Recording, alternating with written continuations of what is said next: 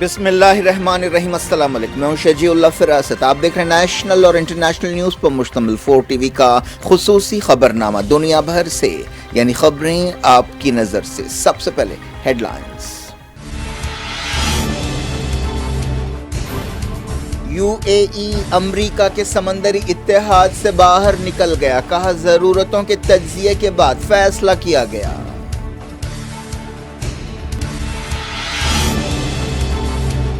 ایران نے hyper sonic missile کے تجربے مکمل کر لیے، کسی بھی ڈیفنس سسٹم کو چکما دے سکتا ہے۔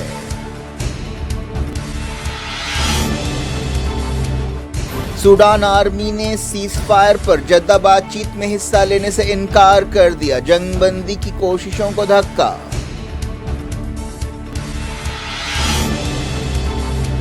لبنان میں سیریا سرحد کے قریب دھماکہ، پاپولر فرنٹ آف فلسطین کے 5 ارکان جاں بحق، تنظیم نے کہا جواب دیں گے۔ نابلس کے قریب گاؤں میں یہودی آباد کاروں کے حملے، 10 فلسطینی زخمی، مسجد اقصی کی ایک بار پھر بے حرمتی۔ القادر ٹرسٹ کیس میں عمران خان کی ضمانت بڑھا دی گئی، ہیومن رائٹس واچ نے کہا سویلینز کے خلاف فوجی عدالت میں کیس نہ چلایا جائے۔ رشیا کے سرحدی ٹاؤن میں یوکرین کی شیلنگ، کیا لڑائی رشین زمین پر پھیلنے لگی؟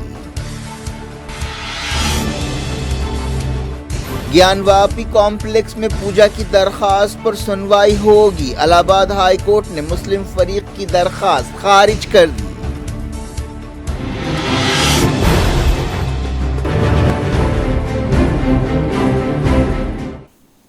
ہیڈ لائنز آپ نے دیکھی، اب خبروں کی تفصیل کی طرف آپ کو لیے چلتے ہیں۔ سوڈان کی فوج نے سیز فائر اور انسانی مدد کے بارے میں جدہ میں ہونے والی بات چیت میں اپنی شرکت روک دی ہے۔ اس کے ساتھ ہی لڑائی پھر سے شروع ہونے کے اندیشے پیدا ہو گئے ہیں۔ اس لڑائی کی وجہ سے اب تک ہزاروں لوگ بے گھر ہو چکے ہیں۔ ریپڈ سپورٹ فورسز اور فوج کے درمیان سیز فائر کے لیے مئی کے شروع سے سعودی عرب کے جدہ شہر میں بات چیت ہو رہی تھی، اور اب اس بات چیت میں کچھ کامیابیاں حاصل ہونے کی امیدیں پیدا ہوئی تھیں، لیکن تازہ سے یا تازہ اعلان سے ان امیدوں پر پانی پھر گیا ہے۔ سیز فائر کے سمجھوتے بھی ہوئے تھے، لیکن دونوں طرف سے جنگ بندی کی خلاف ورزیوں کے الزامات لگائے گئے ہیں۔ فوج اور آر ایس ایف نے حال ہی میں 1 ہفتے کے سیز فائر کی مدت اور 5 دنوں کے لیے بڑھانے سے اتفاق کیا تھا، لیکن اب یہ خبر آئی ہے کہ فوج نے جدہ بات چیت میں حصہ لینے سے انکار کر دیا ہے۔ بریگیڈیئر نبیل عبداللہ کے حوالے سے کہا گیا کہ آر ایس ایف کی طرف سے جنگ بندی کی خلاف ورزیوں کے جواب میں یہ فیصلہ کیا گیا ہے۔ فوج نے الزام لگایا کہ آر ایس ایف نے ہاسپٹلز اور دوسرے سویلین انفراسٹرکچر پر مسلسل حملے کیے ہیں۔ دوسری طرف آر ایس ایف نے ایک بیان میں الزام لگایا کہ فوج اس لیے جدہ بات چیت میں حصہ نہیں لے رہی ہے تاکہ وہ سیز فائر کی خلاف ورزیاں جاری رکھ سکے اور اپنی ہوائی طاقت کا استعمال کرتے ہوئے آر ایس ایف کے ٹھکانوں کو تباہ کر سکے۔ سوڈان کے دارالحکومت خرطوم میں منگل کی رات بھی لڑائی ہوئی، آس پاس کے شہروں سے بھی ایسی خبریں ملی ہیں۔ جدہ بات چیت کا مقصد سویلینز کی مدد کرنا تھا تاکہ وہ اپنی زندگیاں پھر سے شروع کر سکیں، لیکن تازہ لڑائی کی وجہ سے کئی لوگ فرار ہوئے ہیں۔ سعودی عرب کے علاوہ امریکہ نے بھی جنگ بندی کی کوششوں میں سرگرمی سے حصہ لیا۔ سوڈان جنگ کی وجہ سے اب تک 1.4 ملین لوگ اپنے گھروں سے فرار ہو چکے ہیں، ان میں 3.5 لاکھ لوگ پڑوسی ملکوں میں پناہ لے رہے ہیں۔ اس لڑائی کے 6 ہفتے پورے ہو چکے ہیں۔ یونائیٹڈ نیشنز کا اندازہ ہے کہ 25 ملین لوگوں کو فوری مدد اور حفاظت کی ضرورت ہے۔ یونائیٹڈ نیشنز، بعض امدادی ایجنسیوں، سفارت خانوں اور سوڈان کے عہدیداروں نے اپنی سرگرمیوں کا مرکز پورٹ سوڈان شفٹ کر دیا ہے۔ 2019 میں آر ایس ایف اور فوج کے چیفز نے مل کر سابق لیڈر عمر البشیر کا تختہ الٹا تھا، لیکن اب آر ایس ایف کو فوج میں شامل کرنے کی ٹائم لائن کے بارے میں اختلافات کی وجہ سے دونوں ہتھیار بند گروپوں کے درمیان لڑائی شروع ہو گئی ہے۔ اس لڑائی کا تعلق ملک کے کان کنی کے وسائل پر کنٹرول سے ہے، اور اس معاملے سے کئی انٹرنیشنل پلیئرز کے بھی مفادات جڑے ہوئے ہیں، جن میں رشیا کی پرائیویٹ آرمی ویگنر بھی شامل ہے۔ सीरिया सरहद के करीब लबनान में एक धमाके में एक फ़लस्तीनी तंजीम के 5 अरकान जाँ बहक हो गए हैं। इसके लिए popular front of liberation of Palestine ने इसराइल को जिम्मेदार ठहराया है। तंजीम के एक अहदेदार ने बताया कि लबनान के शहर कसाया में पॉपुलर फ्रंट के ठिकानों पर हमला किया गया। उन्होंने बताया कि 10 लोग जख्मी भी हुए, जिनमें से 2 की हालत नाजुक है, लेकिन इसराइली अहदेदारों ने बताया कि इस धमाके से उनका कोई ताल्लुक नहीं है। लबनान और फ़लस्तीनी सोर्सेज की तरफ से धमाके के बारे में अलग अलग खबरें आ रही हैं। पॉपुलर फ्रंट ने कहा कि उनका ग्रुप मुनासिब वक्त पर जवाब देगा। ये ग्रुप सीरिया लबनान सरहदी इलाके से काम करता है। उसने माजी में इसराइल पर कई हमले किए हैं। हालिया बरसों में इसराइल ने लबनान में हवाई हमले नहीं किए हैं, लेकिन अप्रैल में एक वाकया पेश आया था जिसमें एक कार्रवाई की गई थी। पॉपुलर फ्रंट ने सीरिया जंग के दौरान बशर अल असद का साथ दिया था। ये ग्रुप 1968 और 1969 में एक प्लेन हाईजैकिंग और ज्यूरिच एयरपोर्ट पर हमले के लिए जिम्मेदार था। 1970 में भी उसने ज्यूरिच में इसराइल की एक फ्लाइट में बम धमाका किया था। 1985 में लबनान पर इसराइल के हमले के बाद इस ग्रुप ने इसराइल के 3 सिपाहियों का अगवा किया था और उनके बदले 1000 से ज़्यादा फ़लस्तीनियों, लबनीज़ और सीरियन कैदियों को छुड़ाया था। मगरबी किनारे के गांव में दर्जनों यहूदी आबादकारों ने मंगल की रात हमले किए, जिससे कम से कम 10 फ़लस्तीनी जख्मी हुए। फ़लस्तीनी मीडिया में ये बात कही गई। ये वाक़या नाबलस के करीब जालूद गांव में पेश आया। वफ़ा न्यूज़ एजेंसी ने बताया कि 3 फ़लस्तीनी रबर की गोलियों से जख्मी हुए, जबकि 7 पथराव में जख्मी हुए। इसके अलावा कई फ़लस्तीनी गैस से भी मुतासिर हुए। इससे पहले दिन में यहूदी आबादकारों के ग्रुप ने याबा टाउन में कई फ़लस्तीनियों की गाड़ियों और घरों पर हमले किए। एक दिन पहले एक यहूदी बस्ती के करीब फायरिंग के वाक़े में एक इसराइली आबादकार हलाक हुआ था। दर्जनों यहूदी आबादकारों ने मस्जिद अक्सा के सहन में घुसते हुए अपने तरीके से रसूमात अदा की। उन्हें इसराइली पुलिस की हिफाजत हासिल थी। फ़लस्तीन इंफॉर्मेशन सेंटर ने यह बात बताई। ईरान ने कहा है कि उसने अपने नए हाइपरसोनिक मिसाइल के तजुर्बे मुकम्मल कर लिए हैं और यह मिसाइल किसी भी डिफेंस सिस्टम को चकमा दे सकता है। ईरान ने कहा कि जल्द ही इस मिसाइल को सामने लाया जाएगा। रेवोल्यूशनरी गार्ड्स की एयरफोर्स यूनिट के चीफ जनरल आमिर अली हाजी ज़ादा ने कहा कि यह मिसाइल्स के शोबे में एक बड़ी कामयाबी है। यह हाइपरसोनिक मिसाइल काफ़ी तेज़ रफ्तार है और ज़मीन के माहौल से बाहर भी उड़ान भर सकता है।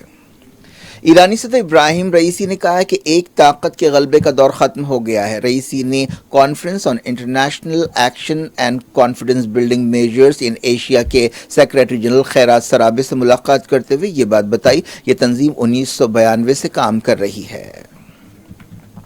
इंसानी हकूक़ की आलमी तंजीम ह्यूमन राइट्स वॉच ने पाकिस्तान से कहा है कि वो सिविलियंस के खिलाफ फौजी अदालतों में केस न चलाए। साबिक़ वज़ीर आज़म इमरान खान की तहरीक इंसाफ पार्टी के कम से कम 45 अरकान को मुकदमा चलाने के लिए फ़ौज के हवाले कर दिया गया है। 9 मई को फ़ौजी मकामात पर हमलों के सिलसिले में उनके खिलाफ आर्मी एक्ट के तहत कार्रवाई की जा रही है। एक बयान में ह्यूमन राइट्स वॉच ने कहा कि आलमी इंसानी हकूक़ के मयार के मुताबिक इन सिविलियंस पर फौजी अदालतों में मुकदमा नहीं चलाया जाना चाहिए। इस दौरान अलकाद ट्रस्ट केस में इमरान खान की जमानत 5 दिनों के लिए बढ़ा दी गई है। इस्लामाबाद हाई कोर्ट ने उन्हें नैब की अदालत का दरवाज़ा खटखटाने का हुक्म दिया है। इस दौरान एहतसाब अदालत ने करप्शन के एक केस में इमरान खान की बीवी बुशरा बीबी की दरख्वास्त ज़मानत पर कहा कि अभी उनकी गिरफ्तारी की ज़रूरत नहीं है। इमरान खान ने कहा है कि हमने मुल्क की खातिर बातचीत की दरख्वास्त की है। अगर हमसे हुकूमत बातचीत करना नहीं चाहती तो हमें भी बातचीत में दिलचस्पी नहीं है। यूएई अमेरिका की क़यादत में एक समंदरी इत्तेहाद से बाहर निकल गया है। यूएई की वजारत ख़ारजा ने बताया कि उसने अपनी सिक्योरिटी ज़रूरतों की बारीक बीनी से तज्ज़िये के बाद यह फ़ैसला किया है। सरकारी न्यूज़ एजेंसी वाम ने वजारत के हवाले से कहा कि 2 महीने पहले अपने तमाम पार्टनर्स के साथ सिक्योरिटी ताउन के बारे में तफसीली गौर के बाद हमारी कंबाइंड मैरीटाइम फोर्सेस से बाहर निकलने का फ़ैसला किया गया है। यूएई ने कहा कि वो इलाक़ाई सिक्योरिटी और इस्तेहकाम को आगे बढ़ाने के लिए बातचीत और सफारती सरगर्मियों के पाबंद हैं और इस बात को यकीनी बनाना चाहते हैं कि आलमी कानून के मुताबिक उसके साहिलों के करीब ट्रैफिक आसानी से आ जा सके। यह फैसला खित्ते की जियो पॉलिटिक्स में बड़ी अहमियत रखता है। अमेरिका ने 34 मुल्कों की एक टास्क फोर्स बनाई थी। बहरीन में अमेरिका का नेवी अड्डा है जहां से ये टास्क फोर्स काम करती है। इसका मकसद रेड सी और खलीज के इलाकों में दहशतगर्दी और समंदरी लूट को रोकना बताया गया था। UAE کا فیصلہ کہ ایسے وقت کیا گیا ہے جب سعودی اتحاد اور ایران کے درمیان صلح کا عمل جاری ہے۔ ایک دن پہلے خبر آئی تھی کہ ایران نے اپنے وزیر خارجہ کو ہدایت دی ہے کہ وہ ایجپٹ کے ساتھ تعلقات معمول پر لانے کے لیے کام کرے۔ سعودی عرب اور ایران نے مارچ میں سفارتی تعلقات بحال کرنے کا فیصلہ کیا تھا۔ تب سے خطے میں بہت تبدیلیاں آ رہی ہیں۔ امریکہ ان تبدیلیوں سے خوش نہیں ہے۔ امریکہ نے حال ہی میں دھمکی دی تھی کہ وہ خلیج میں اپنی تعیناتی میں اضافہ کرے گا۔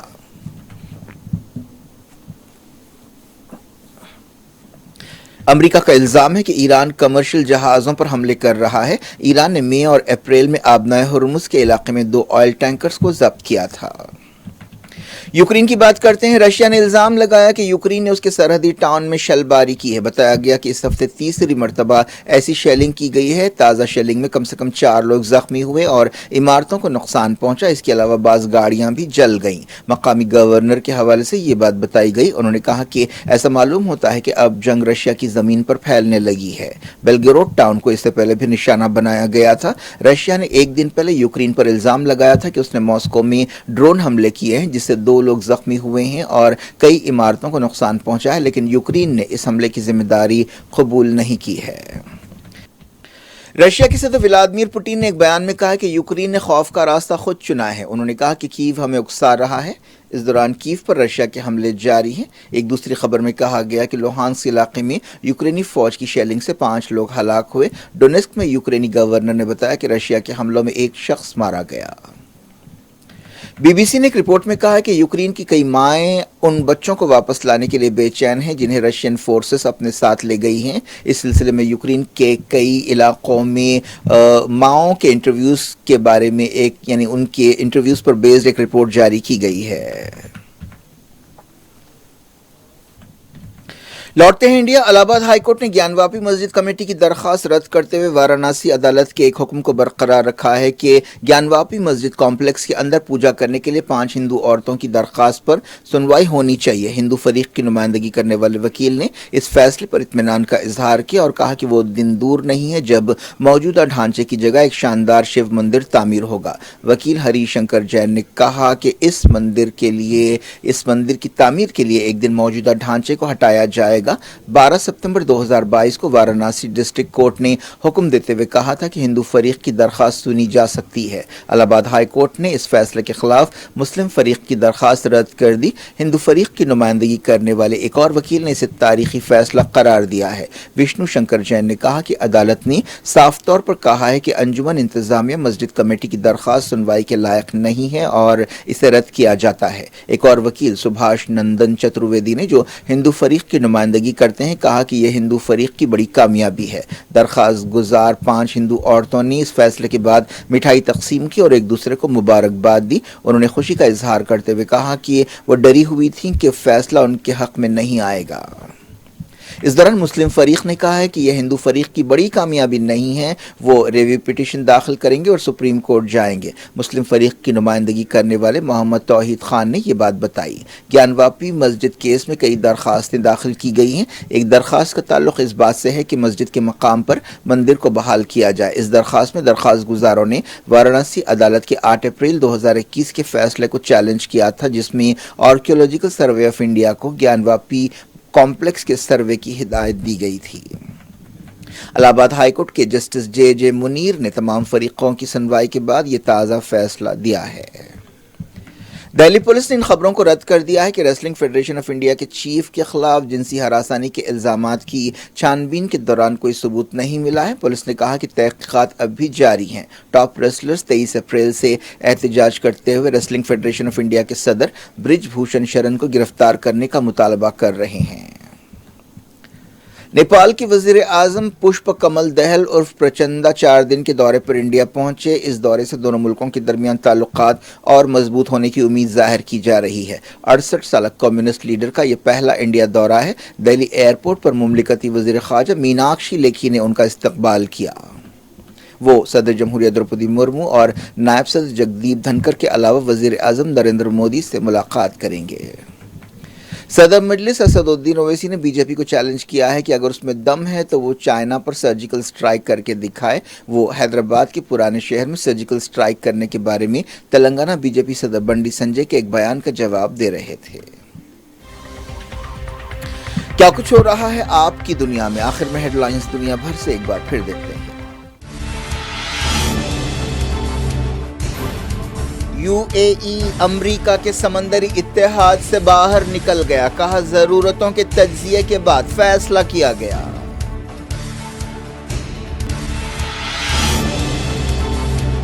ایران نے ہائپر سونک میزائل کے تجربے مکمل کر لیے، کسی بھی ڈیفنس سسٹم کو چکما دے سکتا ہے۔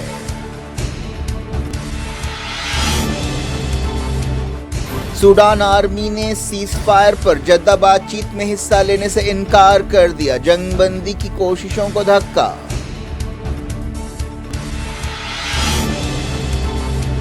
لبنان میں سیریا سرحد کے قریب دھماکہ، پاپولر فرنٹ آف فلسطین کے 5 ارکان جاں بحق، تنظیم نے کہا جواب دیں گے۔ نابلس کے قریب گاؤں میں یہودی آباد کاروں کے حملے، 10 فلسطینی زخمی، مسجد اقصی کی ایک بار پھر بے حرمتی۔ القادر ٹرسٹ کیس میں عمران خان کی ضمانت بڑھا دی گئی، ہیومن رائٹس واچ نے کہا سویلینز کے خلاف فوجی عدالت میں کیس نہ چلایا جائے۔ رشیا کے سرحدی ٹاؤن میں یوکرین کی شیلنگ، کیا لڑائی رشین زمین پر پھیلنے لگی؟ گیان واپی کمپلیکس میں پوجا کی درخواست پر سنوائی ہوگی، الہ آباد ہائی کورٹ نے مسلم فریق کی درخواست خارج کر دی۔